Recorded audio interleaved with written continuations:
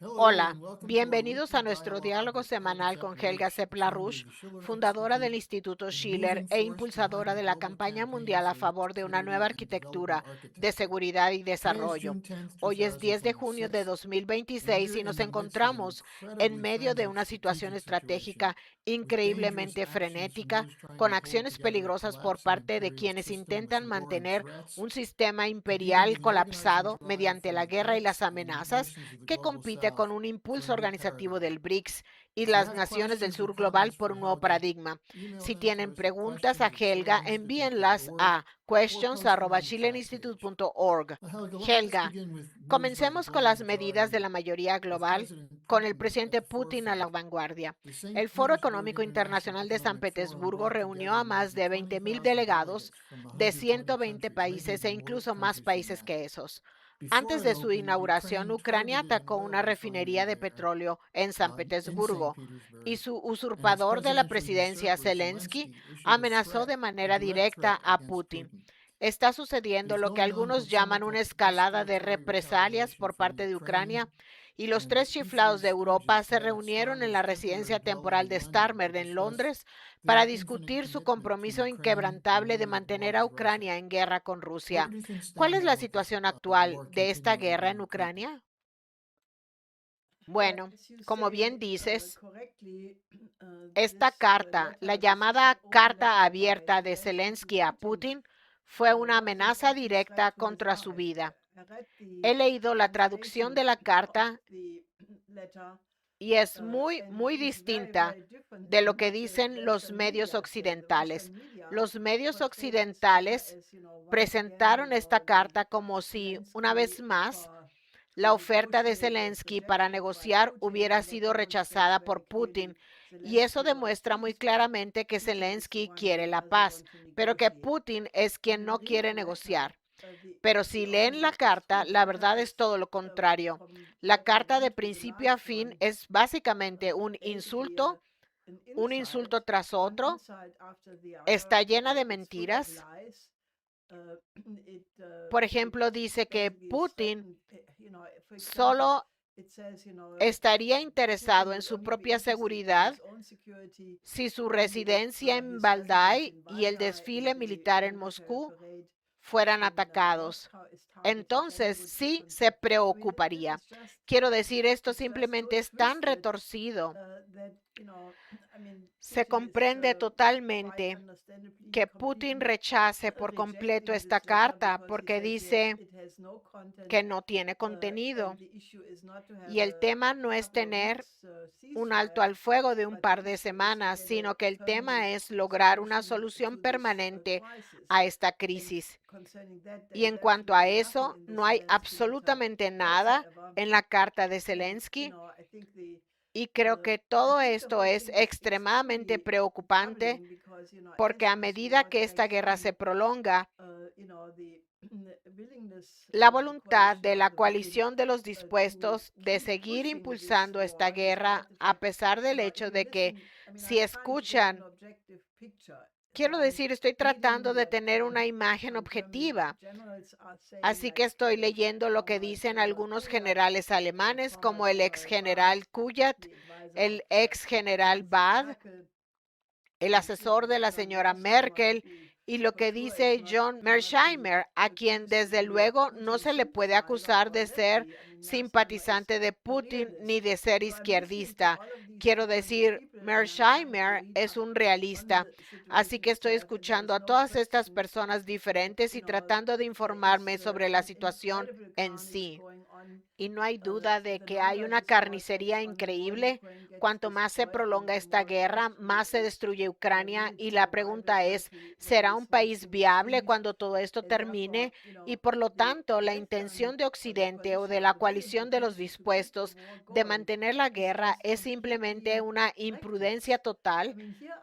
Quiero decir, sus economías se están derrumbando. Estos supuestos líderes tienen índices de popularidad del 10 al 20% como máximo. Así que la gran mayoría de las poblaciones que supuestamente están gobernando están en su contra. Y sin embargo, siguen adelante con una política de escalada que, en el peor de los casos, puede conducir a una guerra nuclear generalizada. Y dado el caso de los ucranianos, lo que están haciendo en cuanto a atacar la infraestructura básica de Rusia, en parte en lo profundo del territorio ruso, no podrían hacerlo sin la inteligencia occidental. Y los servicios de inteligencia occidentales son los británicos y, lamento decirlo, también los estadounidenses, porque los demás europeos no tienen esas capacidades. Así que todo este asunto tiene muchas falsedades en la forma en que se está informando. Ya tuvimos toda esta discusión. Al principio, hace un par de años, solo era Sergei Karaganov, pero desde entonces Putin, Lavrov, Peskov, Zaharova y otros políticos rusos, mucho más moderados, han dicho cosas similares, que si Occidente quiere seguir traspasando esas líneas rojas, Rusia hará algo para demostrarles que su creencia de que no hay líneas rojas es falsa. Y creo que eso lo está provocando la acción de las fuerzas occidentales. Esto se está haciendo y tiene el potencial de escalar.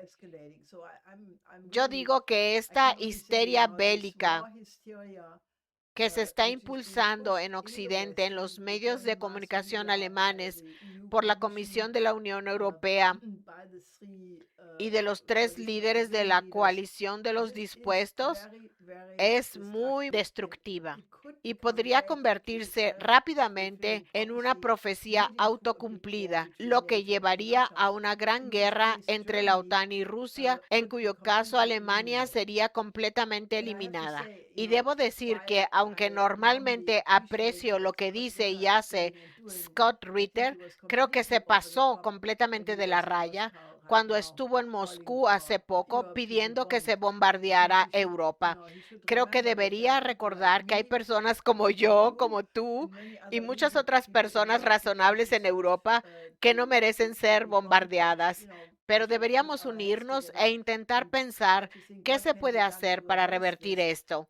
Así que tenía que decir esto, porque cuando las personas razonables y buenas se pasan de la raya, creo que también hay que decírselos.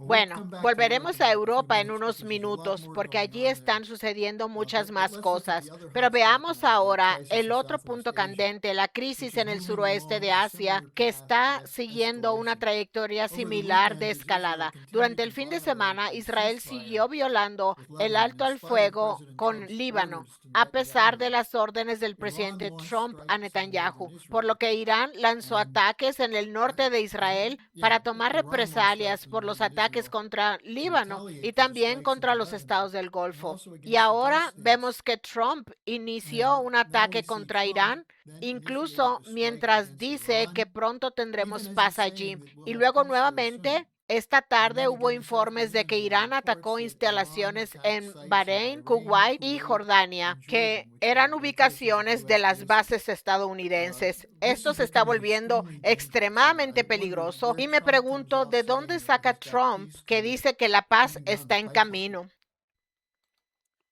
Creo que a Trump probablemente le gustaría mucho que esta guerra terminara porque se está dando cuenta de que, a pesar de sus acólitos, se dice así, esta gente a su alrededor que obviamente lo desinforman, y el hecho de que Tulsi Gabbard se haya retirado no ayuda a la causa.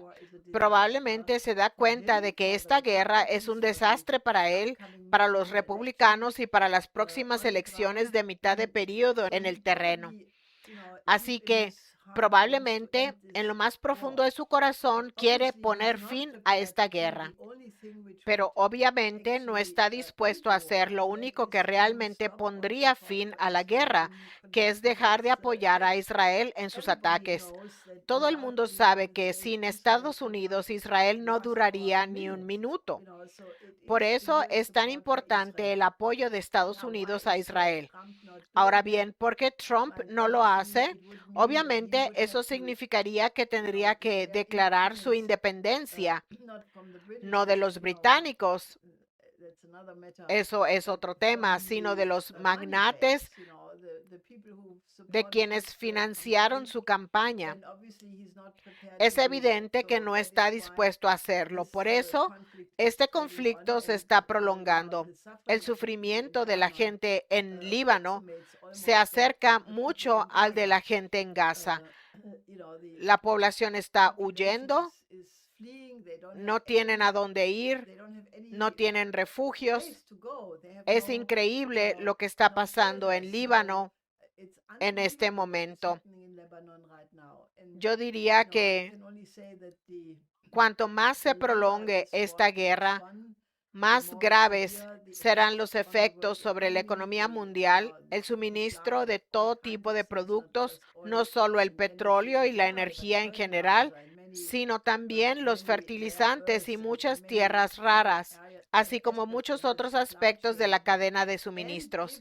Y si esta crisis económica continúa, sumiendo a la economía mundial en una depresión a gran escala, a lo que estamos muy cerca, podría hacer estallar el sistema financiero, que también es totalmente frágil.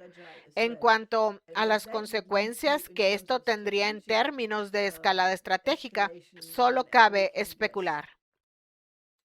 El ministro de Relaciones Exteriores de Irán, Arashi, dijo que Irán está abierto a la diplomacia, pero que no renunciará a defender su soberanía. Y escuché lo mismo anoche del doctor Marandi. Así que creo que tienes razón, esto se encamina hacia un enfrentamiento mayor. Y Trump parece no tener salida. Ahora bien, hay otros acontecimientos que son realmente importantes y tú tienes una visión muy clara al respecto. Por ejemplo, el viaje del Papa León XIV a España y su constante intervención contra la locura de la guerra y la geopolítica. ¿Qué importancia tiene su voz?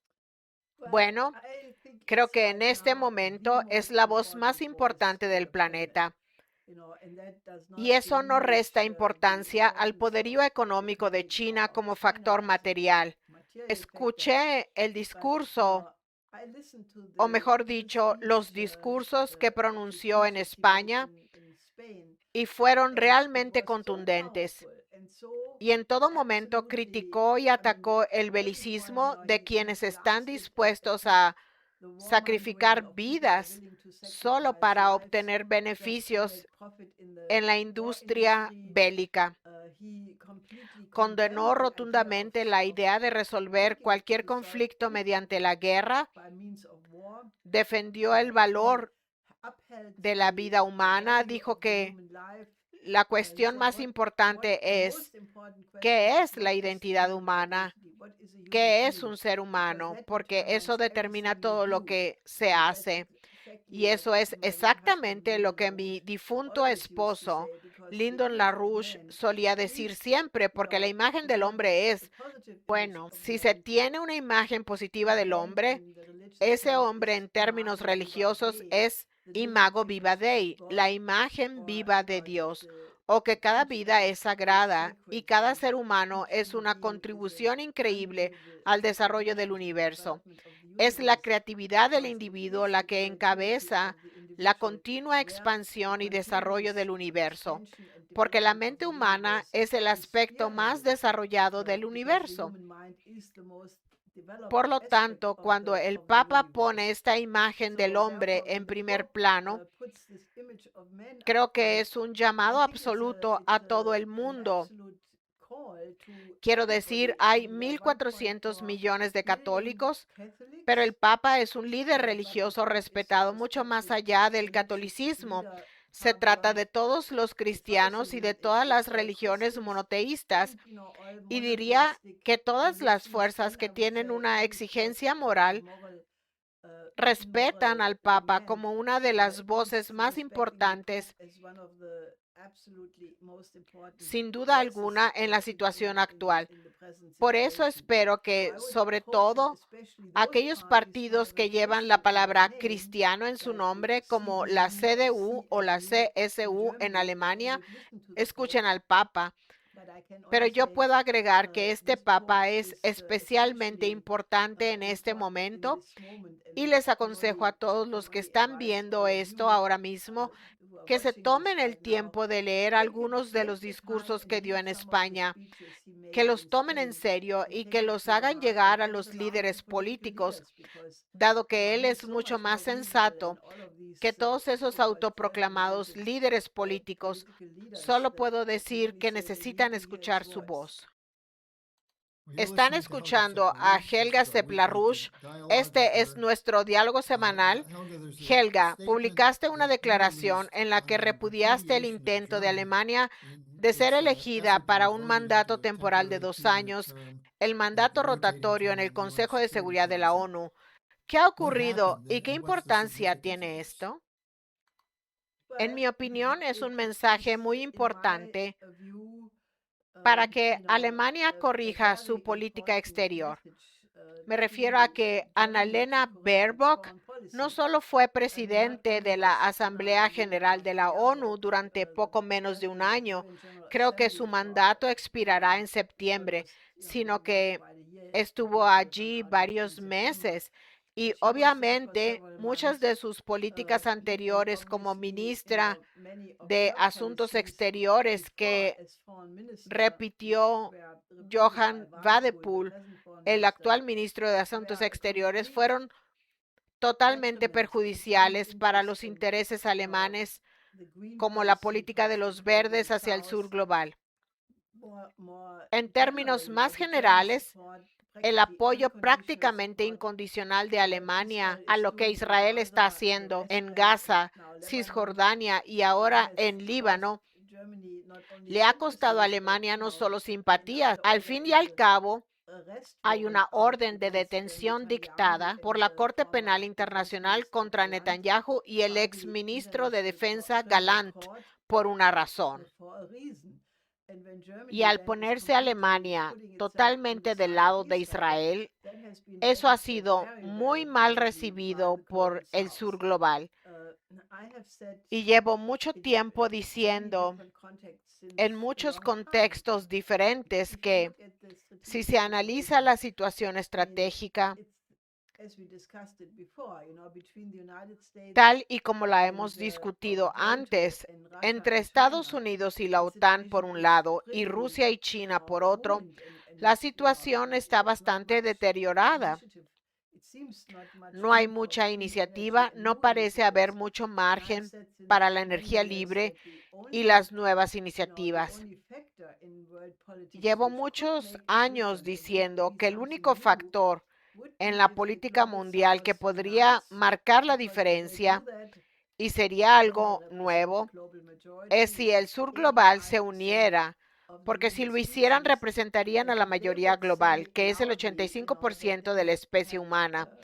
Y si dijeran en voz alta que tienen derecho a ser una voz estratégica importante en todas las decisiones, eso marcaría la diferencia.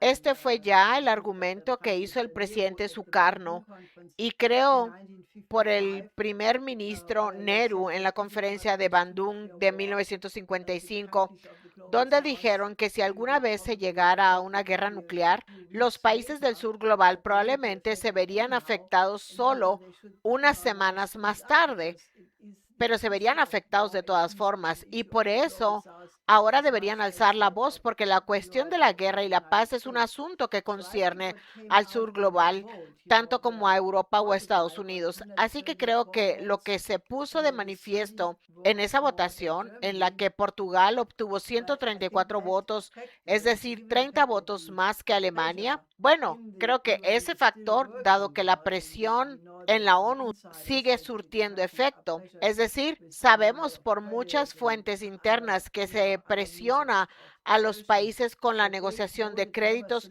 y otros medios de coacción, y que a pesar de ello votaron en contra de Alemania. Es una clara señal de que el sur global está empezando a organizarse. Así que no puedo decir que sea ciudadano del mundo en primer lugar y patriota en segundo lugar, pero esto sí creo que fue bueno que votaran en contra de Alemania por las razones que acabo de mencionar. Así que espero que reflexionen y saquen algunas lecciones de ello. Hasta ahora no veo grandes indicios de que así sea, porque Badepool dijo inmediatamente, oh, esto fue Putin, Putin lo hizo. Así que esto se vuelve un poco ridículo y refleja el hecho de que no están dispuestos a ajustar sus políticas. Más sobre los tres chiflados de Europa de la coalición de los dispuestos. Por cierto, el gobierno de Merz o el propio Merz ahora está 4 puntos abajo en las últimas encuestas de alternativa para Alemania y los demócratas cristianos siguen cayendo. Pero mientras se hunde, surge un nuevo problema para Francia y Alemania. Estaban planeando construir una nueva generación de lo que se llama sistemas aéreos de combate del futuro. Y ese acuerdo simplemente fracasó. Parece que parte de esta unidad es muy frágil. ¿Qué opinas? Bueno, es obvio que los franceses no quieren compartir su tecnología con los alemanes, lo cual, de nuevo, en las condiciones actuales no me disgusta tanto, porque creo que cualquier cosa que vaya en la dirección de construir esta maquinaria de guerra va definitivamente en la dirección equivocada. Creo que esto refleja el hecho de que el interés nacional y la competencia se consideran evidentemente más importantes que el llamado proyecto de defensa conjunta europea, que en realidad no es una defensa, sino que corre el riesgo de convertirse en una ofensiva. Por eso creo que no es malo que esto se haya derrumbado. Tenemos un comentario de los oyentes que dice, en realidad son los banqueros centrales quienes están librando una guerra contra Rusia. Quieren balcanizarla. Por eso los tres chiflados están haciendo lo que hacen. Reciben sus órdenes de los banqueros. Pasemos a otra pregunta. Es interesante. Parece que Bulgaria acaba de anunciar que va a dejar de enviar armas a Ucrania. Hemos visto un tira y afloja en algunos de los países del sudeste de Europa que se oponen a la guerra de Ucrania. ¿Piensas que hay una división mayor dentro de la Unión Europea y la OTAN? Definitivamente. La coalición de los dispuestos no se llamaría así si los demás estuvieran dispuestos. Si la coalición de los no dispuestos se manifestara de forma más abierta, quedaría claro una vez más que son la mayoría de los países de Europa. Me refiero a que está Portugal, España, Italia, Serbia, Croacia, Bulgaria, Rumania, incluso Hungría con su nuevo jefe de Estado. En lo que respecta a la cuestión de Ucrania, no difiere de lo que Orbán era antes. Chequia, Austria. Así que si nos fijamos en todos estos países, están claramente a favor de una visión más equilibrada. Y yo estoy redactando otro comunicado, no una carta abierta, sino un comunicado de prensa exigiendo eso. Putin hizo la oferta de reabrir el único gasoducto de Nord Stream que sigue intacto. Ahora bien, ¿no están locos estos líderes por no aceptar esa propuesta? Hoy o ayer, no sé, hubo una reunión entre el gobierno alemán, los empresarios y los sindicatos para discutir qué hacer. ¿Qué hay que hacer para detener esta caída libre de la economía alemana? Bueno, lo primero es aceptar la oferta de Putin y volver a obtener energía barata. Y así se puede empezar a reconstruir todo. No hacerlo es un crimen contra el pueblo alemán y tengo pensado escribir esta declaración y me aseguraré de que se difunda ampliamente Creo que es una propuesta mucho mejor que lo que dice Alice Weidel, que exige que Ucrania indemnice económicamente a Alemania por haber volado o por su complicidad en la voladura de los gasoductos de Nord Stream. No creo que eso sea realista. Creo que Ucrania está tan en bancarrota que sin el apoyo occidental se habría derrumbado hace mucho tiempo. Creo que la idea constructiva es decir, empecemos a reconstruir, normalicemos las relaciones con Rusia y aceptemos la oferta de volver a obtener energía barata. De esa manera se puede empezar a superar la terrible crisis económica. En Alemania en este momento están recortando todo, desde las pensiones hasta el dinero para la educación, sin fondos para el transporte. Se está aplicando una austeridad despiadada y se está desmantelando todo el estado del bienestar social construido después de la Segunda Guerra Mundial. Y eso hay que detenerlo o lo perderemos todo. Volviendo ahora al suroeste asiático, y de hecho esto está relacionado con Estados Unidos, la Ley de Autorización de Defensa Nacional para 2027 tiene una sección muy controvertida, la sección 224, que básicamente vincula a Estados Unidos e Israel en una asociación completa en lo que respecta a la tecnología, la inteligencia artificial, etc. Hubo un llamado por parte de tus colaboradores para movilizarse y eliminarla del proyecto de ley. ¿Puedes decir algo al respecto?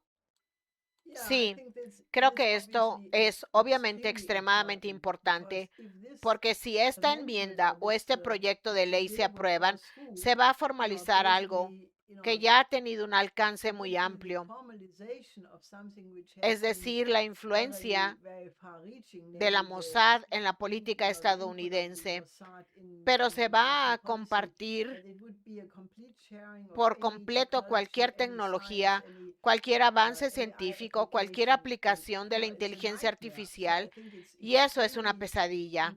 Por eso creo que es extremadamente importante movilizar al Congreso, al congresista saliente Massey y a Rocana, que no se va.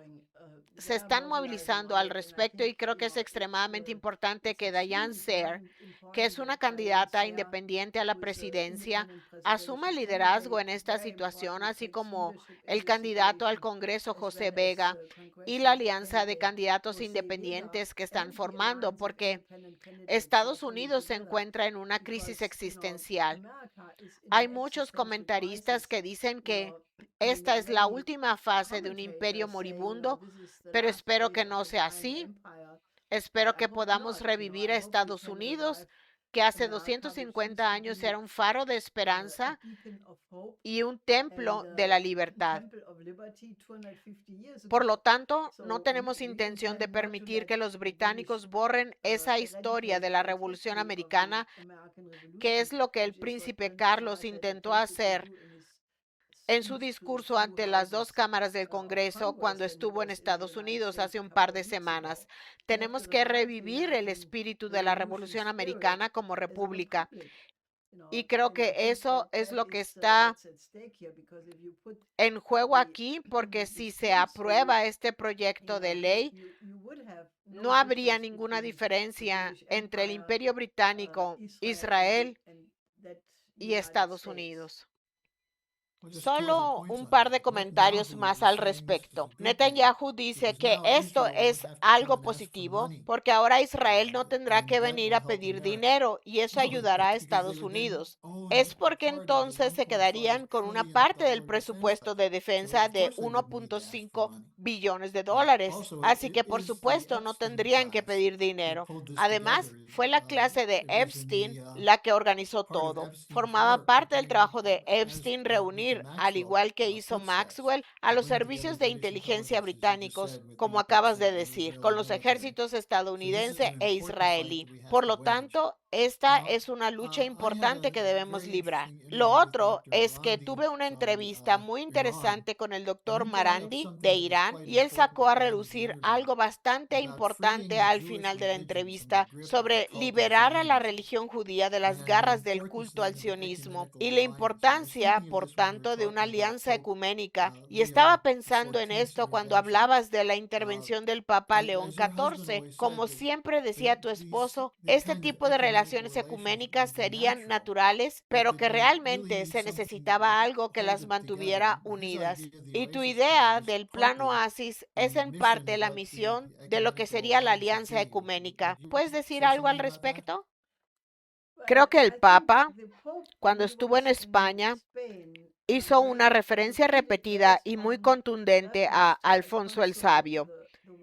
Y esa es la idea del ecumenismo. El Papa se ha referido repetidamente a figuras como Nicolás de Cusa, ahora Alfonso el Sabio, y también en otras ocasiones, haciendo hincapié en aquellos elementos de la Iglesia que tienen una perspectiva ecuménica en total contradicción con los cruzados. Los cruzados están presentes en todas las religiones. Los fundamentalistas, como la peor forma de sionismo, la peor forma de cruzados cristianos, las peores formas de sionistas cristianos en Estados Unidos. Se trata de personas que se escudan en la religión como pretexto para librar guerras de agresión oligárquicas. Y la religión no es más que la cara visible de todo ello. De hecho, es imposible dialogar con estos fundamentalistas porque carecen por completo de cualquier atisbo de racionalidad. Y el enfoque ecuménico, por otro lado, consiste básicamente en decir, como Nicolás de Cusa dijo en su famoso diálogo de Pace Fidei, que hay una diferencia entre los profetas en el mensaje de los profetas y en las tradiciones, pero la verdad es una sola y Dios es uno solo. Y creo que si se quiere alcanzar la unidad y evitar que el mundo estalle en guerras religiosas de la peor clase como las que vimos en los peores períodos de las cruzadas, hay que recurrir a la idea de Nicolás de Cusa sobre la unidad de la religión, sobre la unidad en la diversidad, sobre la idea de la coincidencia de los opuestos. Me refiero a que este es un método de pensamiento en el que se antepone la humanidad y todo lo que nos separa es en cierto modo secundario, es efímero, no es la esencia de las cosas. La esencia es que solo hay una raza humana, no una raza negra y una raza blanca, sino una sola raza humana. Quizás los únicos que no pertenecen a ella son los de la clase de Epstein. Hay que tenerlo en cuenta. Para terminar, permíteme volver a la histórica conferencia del Instituto Schiller del 30 y 31 de mayo. Acabamos de recopilar 2 videos con lo más destacado de algunos de los discursos y ya están disponibles. La gente puede ir a la página del Instituto Schiller para ver la conferencia completa. Pero mi pregunta para ti es, ¿cuál es el plan para dar continuidad a esto? Ahora intentaremos poner en práctica lo que se debatió. 2 temas: la crisis estratégica y la necesidad de contar con una nueva arquitectura de seguridad y desarrollo fueron esencialmente los temas del primer día. Esto se ve reflejado en muchas cosas que vienen de China en lo que respecta a la iniciativa de gobernanza global. También fue un tema muy presente en el Foro Económico de San Petersburgo. Pero como sabes, nuestra postura desde hace ya varios años es que necesitamos absolutamente una nueva arquitectura que tenga en cuenta los intereses de todos los países del planeta, dado que la antigua arquitectura ya no existe. El orden posterior a la Segunda Guerra Mundial y a la Guerra Fría se ha desintegrado claramente Ahora tenemos una multipolaridad, pero sigue siendo un caos. Hay una brecha en la Alianza Transatlántica, hay una brecha en la Unión Europea, hay un choque entre el norte global y el sur global. Por eso estamos impulsando la idea de un nuevo paradigma y es algo que intentaremos llevar a debate en tantas instituciones y organizaciones como sea posible. Entonces, naturalmente, el segundo tema, el fin de 500 años de colonialismo, también debe calar hondo en la sociedad. Me refiero a que en estos momentos la Unión Europea está intensificando sus esfuerzos por mantener a los migrantes fuera de Europa mediante el refuerzo de las fronteras exteriores de la Unión Europea con métodos bastante brutales y eso no funciona. Tan solo en África habrá 1.000 millones de personas más en los próximos 25 años. Así que nuestro enfoque consiste en intentar convencer a los países europeos de que debemos aliarnos con el BRICS y crear empresas conjuntas para el desarrollo de África y la reconstrucción del suroeste asiático. Y así se podrían resolver todos los problemas. Ahora bien, contamos con ponentes de gran prestigio en ambos temas. Por favor, vean los videos cortos para hacerse una idea y luego elijan los discursos que quieren escuchar completos. Hubo ponentes del más alto nivel, increíblemente buenos, y no pueden dejar de acceder a este tesoro y aprovecharlo. Así que vamos a ampliar esto y como saben, dentro de poco celebraremos otra conferencia. Tenemos un mensaje de un espectador del Reino Unido que dice, al igual que el Reino Unido, Estados Unidos necesita romper con el sistema unipartidista controlado. Diane Sare sería una candidata ideal para intentar lograrlo. Hablando del seguimiento, tenemos la reunión semanal de la Coalición Internacional por la Paz, que es todos los viernes desde hace más de 3 años, y es por Zoom a la que la gente puede unirse. ¿Cuál es el plan para este viernes? La hora es 11 a.m. hora del este. Creo que sin duda contaremos con ponentes de primer nivel procedentes del suroeste de Asia. Analizaremos la situación en Estados Unidos. He oído rumores de que Ray McGovern estará en el programa esta semana y otros más de los que aún no estoy al tanto. Así que por favor asistan. Es importante seguir construyendo la Coalición Internacional por la Paz, unificar el movimiento por la paz, recibir las últimas actualizaciones cada semana y participar en la alternativa a la Tercera Guerra Mundial. Gracias por acompañarnos. Nos vemos el viernes y luego la otra semana. Nos vemos.